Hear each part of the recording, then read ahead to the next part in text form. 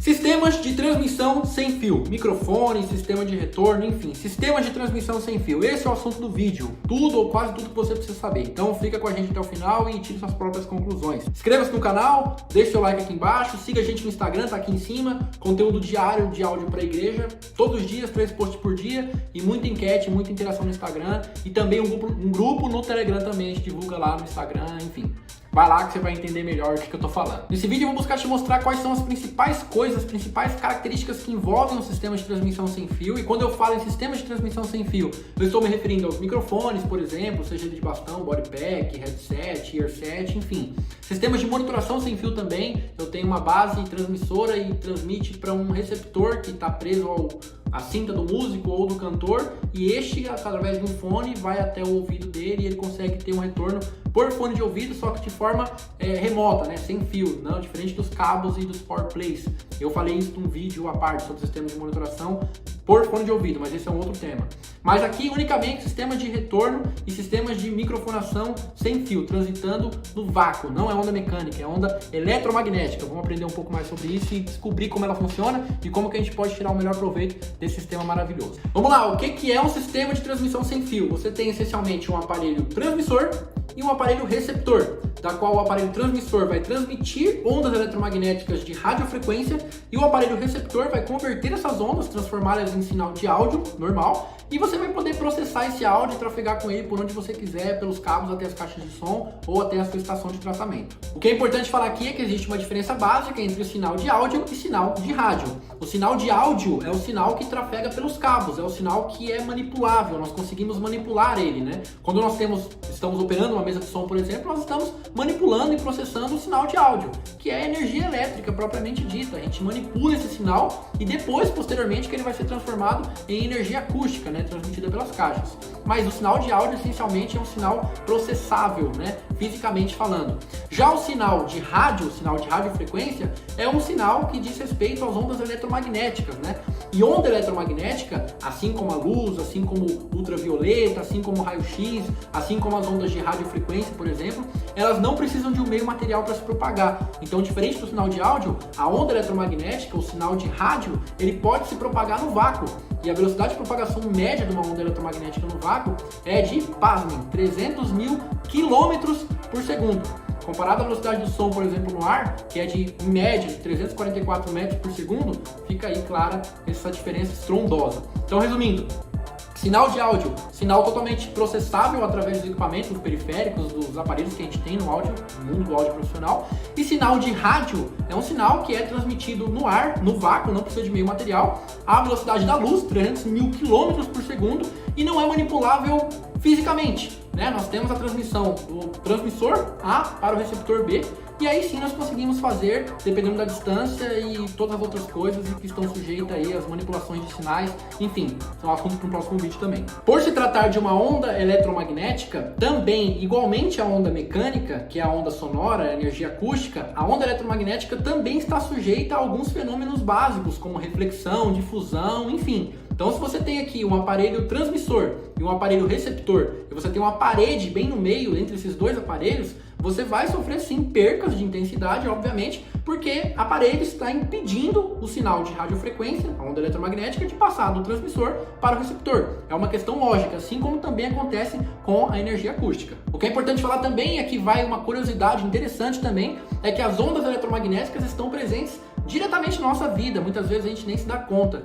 O Wi-Fi da nossa casa trata-se de uma transmissão de ondas eletromagnéticas também. Na nossa TV, o sinal da nossa TV digital são ondas eletromagnéticas que chegam até a gente decodifica para poder ver a imagem. Os aparelhos e transmissores sem fio, como microfones, sistemas de retorno sem fio das marcas que a gente conhece no áudio profissional, também tratam-se de ondas eletromagnéticas.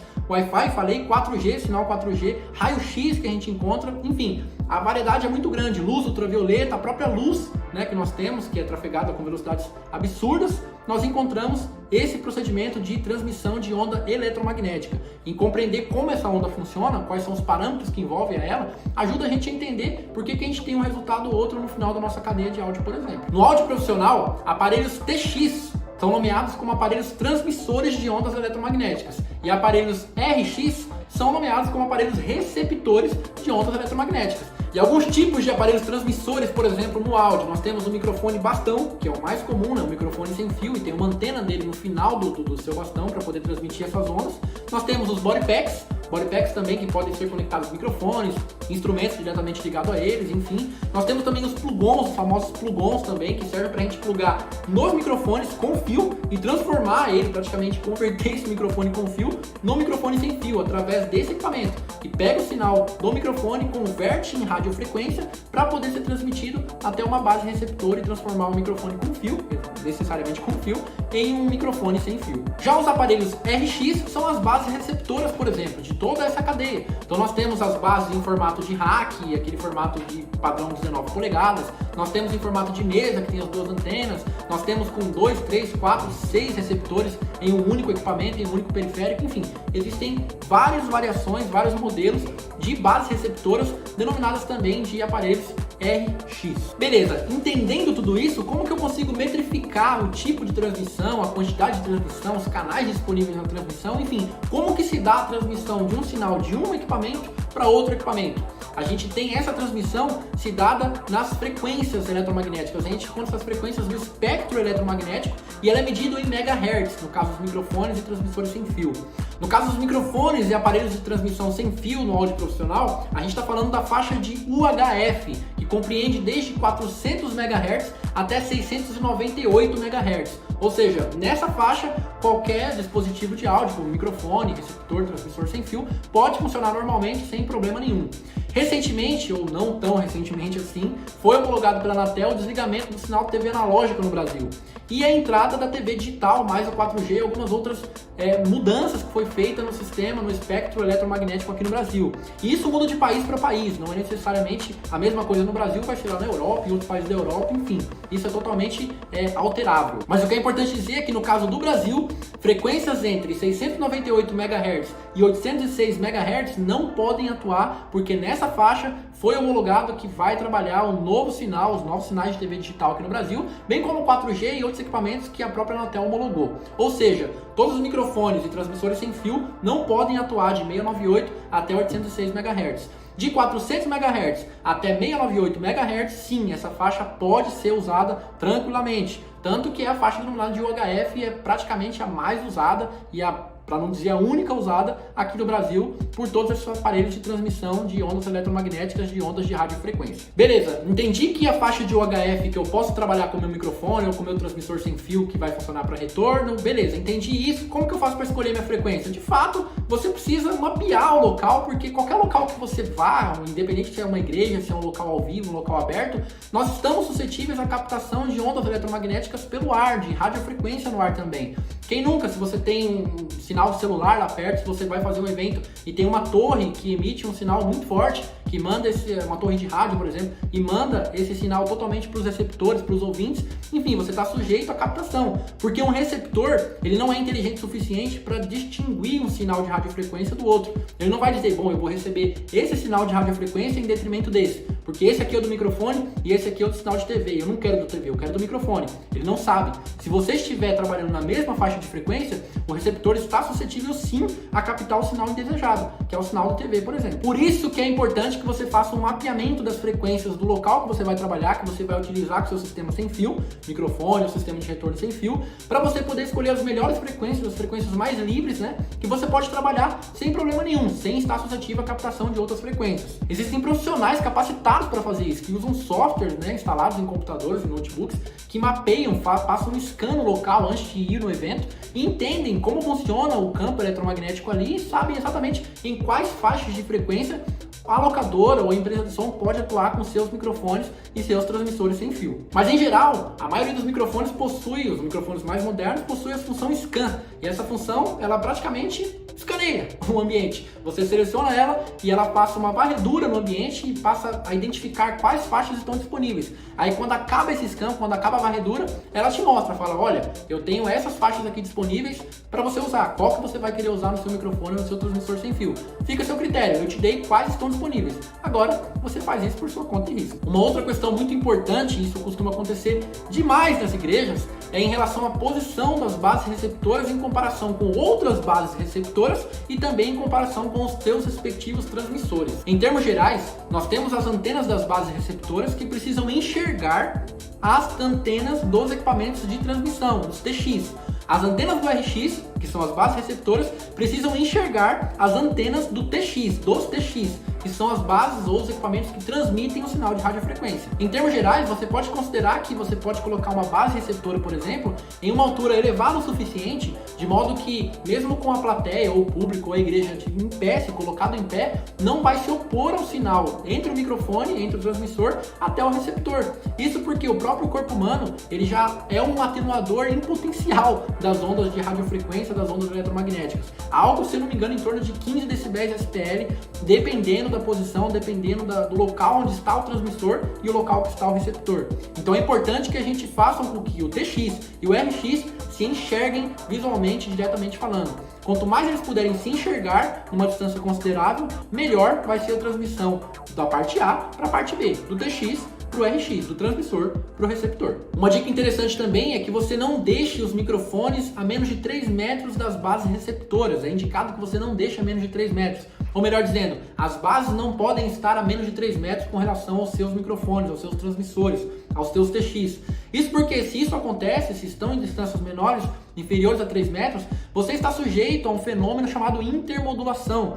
Vou falar sobre esse fenômeno um pouco mais adiante, mas é algo que a gente não quer. É uma interferência de frequência, né? Que dependendo das posições dos receptores e transmissores, a própria base distingue e cria outras frequências, outros grupos de frequências, com a intenção de distinguir uma das outras. E nessa intenção, a base praticamente se confunde, não sabe qual sinal que ela vai receber. E o que acaba acontecendo é que a base A recebe um sinal do transmissor que era para mandar para a base B, e a base B recebe um sinal de um transmissor que era para ser enviado para a base A. E assim sucessivamente, e vice-versa. Isso nós não queremos. Então, como a gente evita a intermodulação, em termos gerais, não deixar a base receptora a menos de 3 metros do transmissor e também não deixar bases receptoras muito próximas entre si, principalmente se elas são de marcas diferentes.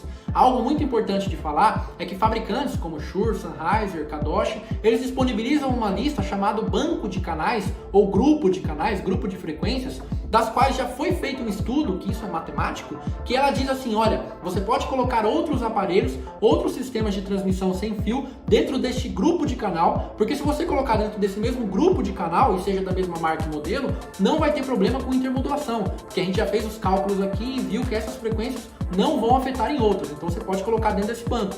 Então qual que é a dica geral? Se você tem 6 microfones sem fio da Sennheiser, por exemplo, e você tem lá o banco 12, você pode colocar o banco 12 disponível, você pode colocar o banco 12 disponível para todos os seus 6 microfones e apenas distinguir em cada um das 6 bases receptoras uma frequência dentro do mesmo banco 12, do mesmo grupo 12. Se você coloca em outro grupo, não quer dizer que você vai ter problema, mas também não é garantia de que funcionará e você vai estar livre de intermodulação. Já no mesmo banco, sim, você praticamente está livre de qualquer fenômeno de intermodulação. Agora, uma coisa muito interessante, quem nunca passou por essa situação, você está num evento ao vivo e do nada começa a tocar rádio nas caixas de som, ou Barões da Pisadinha, ou Raça Negra, ou enfim, um remix de um funk, do nada, e às vezes é um culto e tá tocando isso lá e você fala, caramba, o inimigo tá furioso. Realmente, pode ser que ele esteja muito furioso, mas também possa ser por negligência de quem está operando o sistema.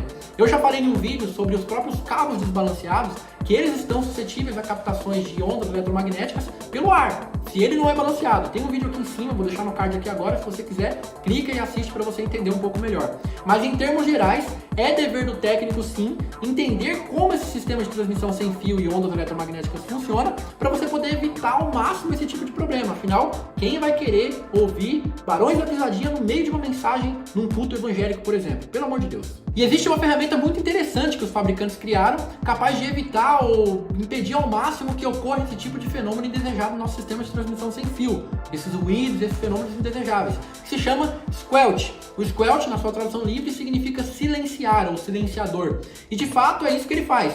O squelch, ele silencia a saída de áudio do receptor na ausência de sinal de radiofrequência desejado. Então você está lá com a sua base receptora e o seu transmissor, o seu microfone, por exemplo, recebendo sinal de radiofrequência.